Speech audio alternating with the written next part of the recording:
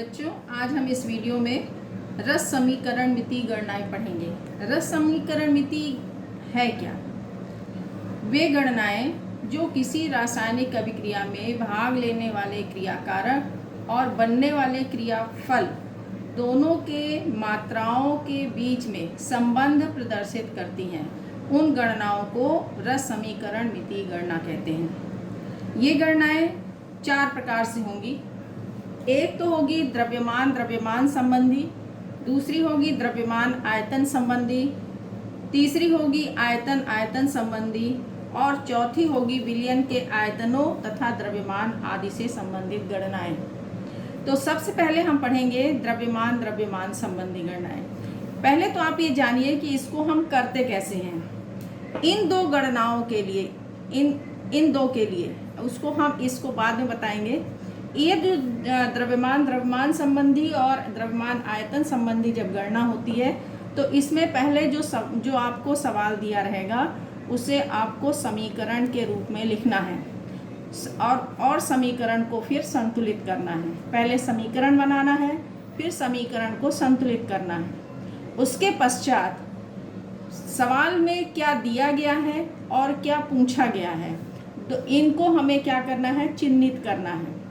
चिन्हित करने के बाद जो सवाल में दिया है और जो पूछा गया है उसके हम अनुभार ज्ञात कर लेंगे या आयतन ज्ञात कर लेंगे। ठीक है, तो अगर द्रव्यमान द्रव्यमान संबंधी होगा तो हमें उनका अनुभार ज्ञात कर लेना है और फिर हम उसे सरल गणितीय विधि के द्वारा हम उसकी गणना कर लेंगे।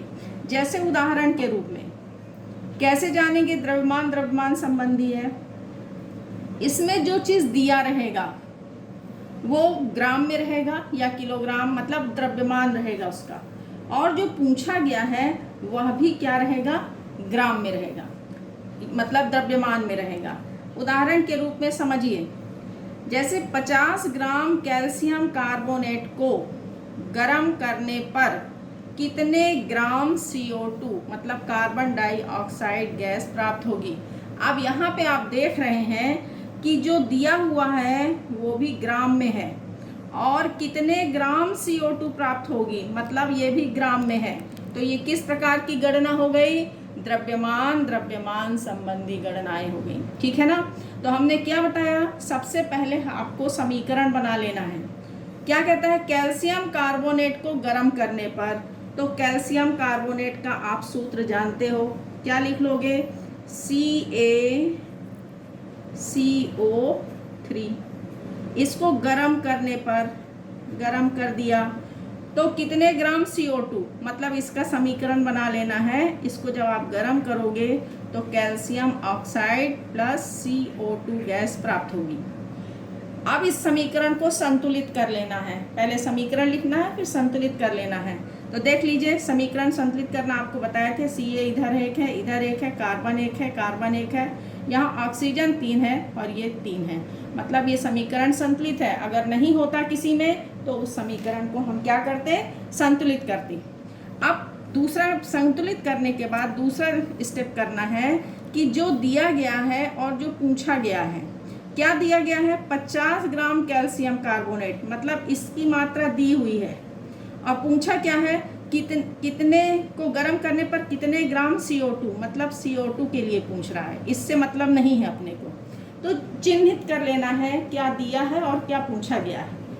जब द्रव्यमान द्रव्यमान संबंधी गणना होगी तो इसका भी आप अनुभार निकाल लेंगे और इसका भी अनुभार निकालेंगे। ठीक, तो ये कैल्शियम का अनुभार निकालना आपको पढ़ाया था अपने पहले की वीडियो में, तो आप देख लीजिएगा। कैल्शियम का कितना होता है परमाणु भार, 40, कार्बन का कितना होता है, 12, और ऑक्सीजन का कितना होता है, 16। तो 16 तिहाई, 16 दूनी 32, 16 तिया 48, और इन सबको जोड़ोगे तो कितना आ गया, 100 ग्राम।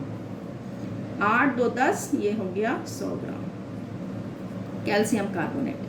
अब इसको आप करिए तो कार्बन का कितना होता है, परमाणु 1 है, 1 में 12 का गुणा करोगे तो 12, धन ऑक्सीजन का 16 होता है, 2 गुणे 16 करोगे तो 16 दूनी 32, कितना आ गया यहाँ पे 44 ग्राम क्या है, ऑक्सीजन है।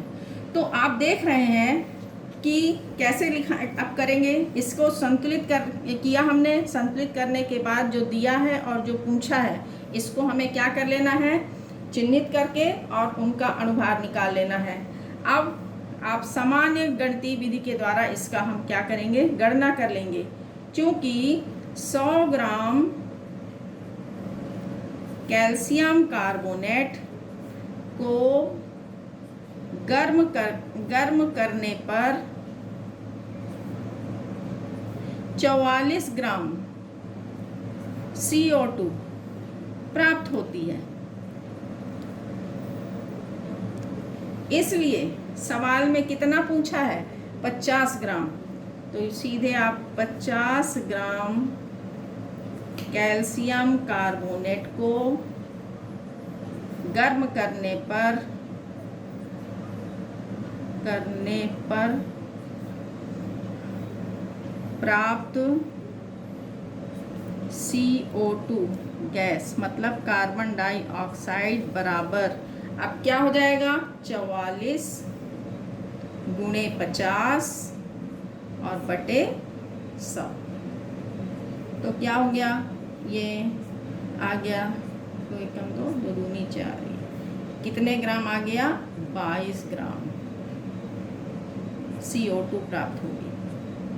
ये हो गया आंसर, समझ में आ गया ना। तो ये हो गई द्रव्यमान संबंधी गणना, मतलब कि जो दिया हुआ है वो भी द्रव्यमान में है, ग्राम में दिया है, और जो पूछा गया है उसको भी ग्राम में, मतलब द्रव्यमान उसका कहा गया है, इसलिए द्रव्यमान संबंधी गणना। ठीक, अब दूसरी पढ़ते हैं द्रव्यमान आयतन संबंधी गणना।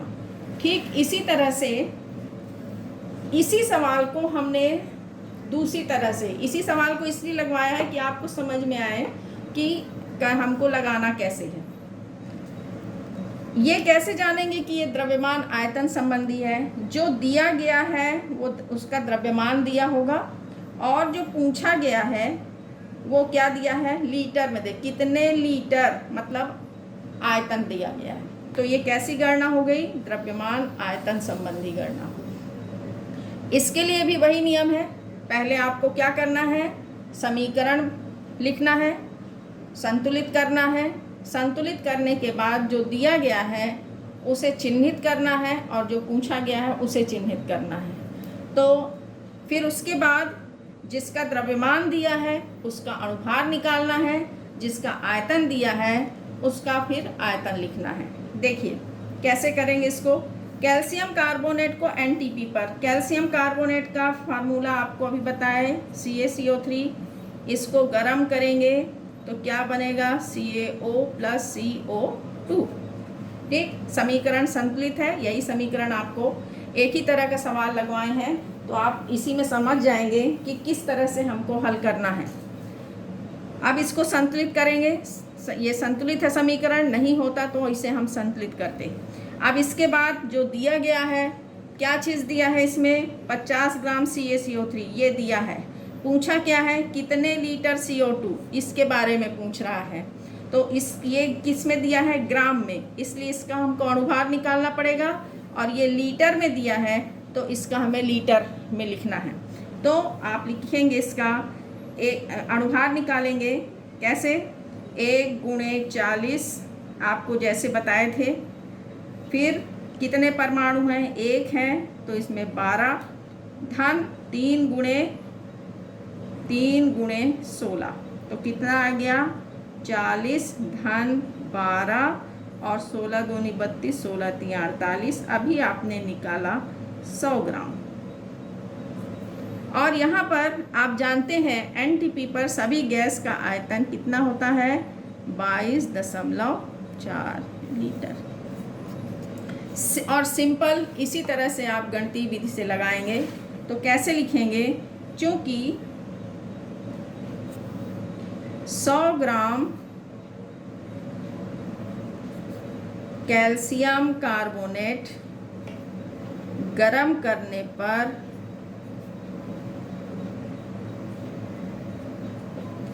22.4 लीटर CO2 देता है। इसलिए सवाल में कितना पूछा है, 50 ग्राम कितना देगा, तो 50 ग्राम कैल्शियम कार्बोनेट गरम करने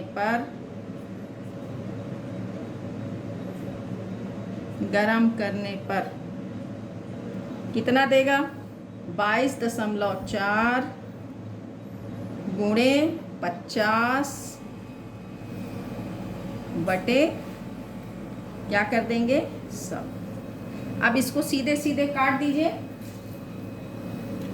ये हो गया 50 है तो ये 1 और ये हो गया 2, ये 2, ये हो गया 11.2। तो कितना आ गया, कितने वो देगा CO2, आंसर आ गया 11.2 लीटर CO2 देगा। ठीक है ना। तो अब ये आपको एक ही सवाल को हमने इसीलिए लगवाया है कि आप जानिए कि कैसे हमको हल करना है। अगर दिया है ग्राम में, पूछा है ग्राम में, तो द्रव्यमान संबंधी है तो उसको इस तरह से लगाएंगे। यदि एक द्रव्यमान में है और दूसरा आयतन में दिया है तो उसको हम द्रव्यमान आयतन संबंधी, तब हमको इस तरह से गणना करनी है। आपको समझ में आ गया होगा कि इसे हम किस तरह से हल करेंगे। आप वीडियो को लाइक करिए, शेयर करिए और ज़्यादा से ज़्यादा बच्चों को शेयर करेंगे, जिससे कि ज़्यादा से ज़्यादा बच्चे लाभान्वित हों।